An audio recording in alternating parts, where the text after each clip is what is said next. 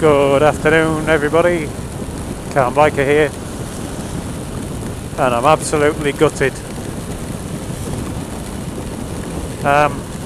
This will be a video for a test ride of the MT-09, but not today.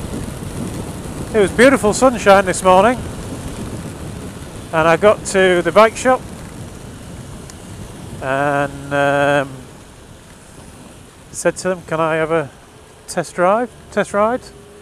Went through all the bits and pieces, photocopied my driving license, I filled in all the indemnity forms and all that kind of stuff, and we walked out to the bike, and he said, well, we just need to put some petrol in it for you and then you can go. And he's gave us a suggested route, which is about 20 miles of town and country roads and a bit of dual carriageway. And as he went to fill it up, it's just suddenly the heavens opened like this. The rain god struck again, and we decided not to bother. I would have learnt nothing about the bike. I'd have probably just terrified myself.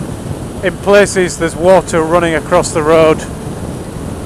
You can barely see where you're going,